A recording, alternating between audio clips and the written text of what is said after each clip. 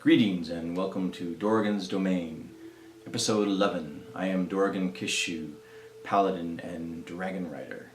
This episode is about the challenges of forming a good group. Currently I'm in a 5e group. It's my first 5e group that I've mentioned to you guys, and normally DM like I've said before. But in this one I'm one of 6 players. The way that the group is made up is we have 2 beginners that have never played, I don't think I've ever played Dungeons & Dragons really. We have 2 just players that have experience in role-playing games. And we have 2 player Dungeon Masters, which is me and another guy who we've both played but generally DM or have often DM'd. Let's start with beginning players. This is just my experience, but with beginners I found it's good to give them some basic rules, but for the most part teach them as they play. In some cases there might be players, new players that are willing to read the player book, or at least their character class and maybe some of the rules. But for the most part, when you're out there trying to get players, which isn't always easy, it sometimes helps if you kind of let them know that they'll learn as you go and you'll help them out and there's no pressure. And I think a lot of people approach it that way, but if not, it's been a good way. The other thing about beginning players is to make sure that they are involved, and that also goes for quiet players. We currently have 4 of the 6 players are quiet. 2 of them are beginners, and they're starting to open up a little bit, and then 2 of them are just quiet. And I've been kind of checking in, what do you think? I've been my character, when I'm role playing my paladin, I try to get the people that don't talk a lot involved. Now this can be something that the DM does, or it can, in this case, I've been taking it on myself a little bit because I've been feeling like a couple of us talk more than the rest. As a player DM, I think one of the challenges is learning to let go of control a little bit. It's not such a big deal for me. I definitely have some things that I would do differently, and if I think it's worth talking to the DM about, I'll do it after the session. But for the most part, I've been trying to just be a player. One of the other players in our group, I think he DMs a lot, and I think he's having a hard time having less control. Either that or he just has a really big character. He's very dominant, and so it's a challenge sometimes. I kind of in role playing, I try to kind of interact with him and try to like I said, I try to go to the quieter people and try to get everybody more balanced. But I think it's a challenge to try to have a balance. I think that there's some players that like leaders to kind of make a lot of the decisions, and then there's some people that just feel like they don't want to come up against the louder people. So it can be a challenge. But like I said, as a dungeon master, it's good to be aware of. I feel it's good to be aware of the fact that you aren't the one in control.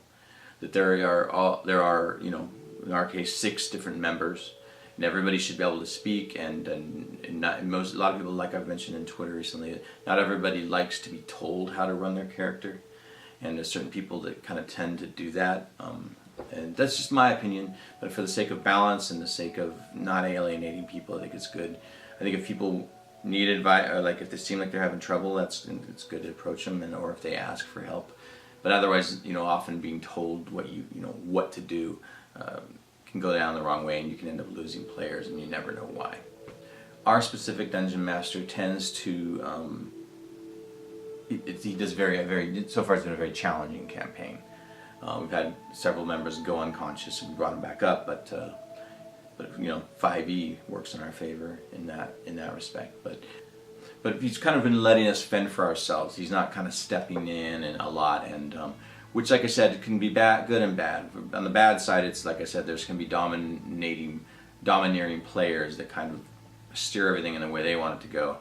That's the downside of the DM not kind of stepping in and trying to keep that balanced. On a positive note, it does definitely make everything more challenging.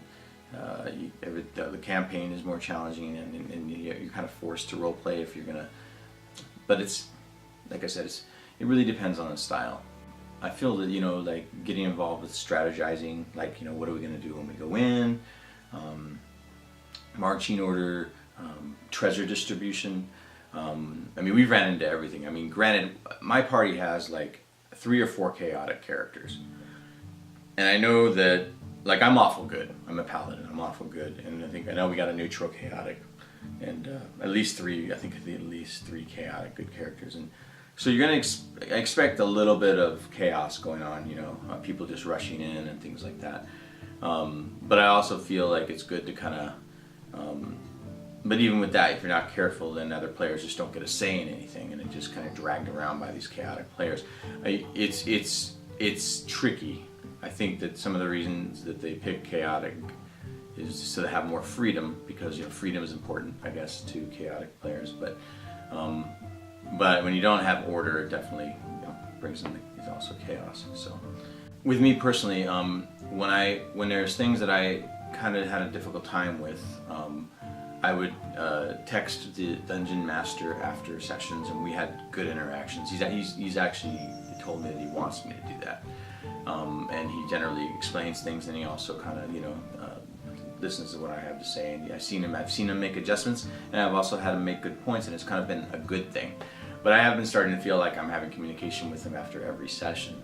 So last night, after some stuff, I was kind of feeling a certain way about some certain things. I decided to take it to the group. We have a group, and we text a group text, and kind of just brought it up in there, and you know, a little bit of out of game kind of interaction.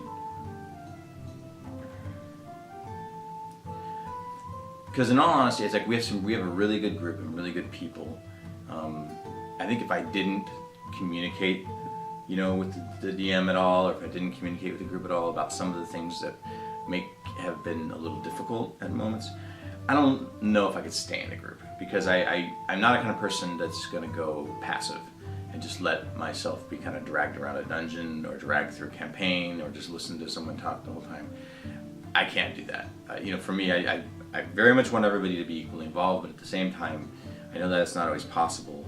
And for me personally, though, I can't just be quiet. It won't be fun. It's not fun for me. I like group interaction. I like, it's just not who I am, so. Okay, so just recapping, so with new and or quiet players, try to keep them engaged. If the DM isn't taking that on, then, you know, as a character, you might want to try to role play it, try to make sure it's happening. I feel that's important. You know, everybody plays differently. Communication, I think that's important. I'm talking about out of game.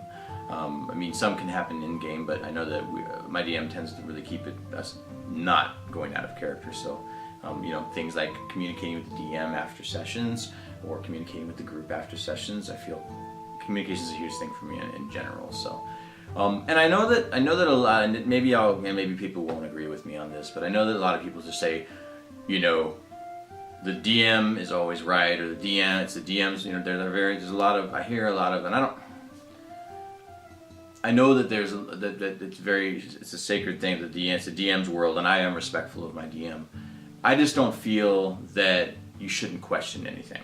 That's me personally. I mean, I guess you can do that. You can just accept everything that happens and try to see if you can fit, you know, but I know that for me personally, I would end up leaving the groups, because if I wasn't able to communicate concerns or areas where I feel like it's kind of a struggle. Because part of it is you got 6 people together, and it's some of us know each other, some of us don't, and you're in a situation where you're gonna need this kind of adjustment.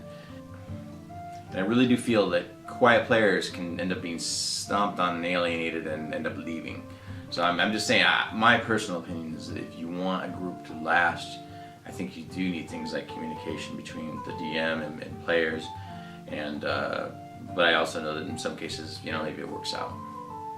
And last, I talked about just people being involved with like figuring out how you're going to distribute treasure, how you know, strategizing for like when you're about to go do something, and marching order, things like that. I think it's good to have everybody involved. I know that there may, like I said, be strong people, leaders, and things like that kind of figure all that stuff out, and some people like that, and some people will just quietly be bummed out.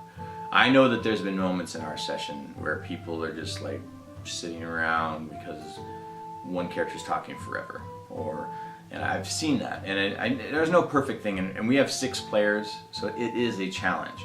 I just know we have a really good group, and you know, like I said, I gotta strive for balance personally if I'm going to be in a group. I know as a dungeon master this never was an issue, but I understand why. People didn't question me, and people accepted me, and maybe, you know, I'm a pretty chill guy. Maybe I'm just an easy DM in regards to, you know, I don't know. I'm not real super rule heavy. I do enough rules to make it realistic. Of course, I haven't DM'd 5e, which I need to get that book, and I'm interested about doing that at some point, but not yet. That's enough for now. I hope that this was inspirational or insightful or helpful or anything, or even just entertaining. And I will see you on Twitter.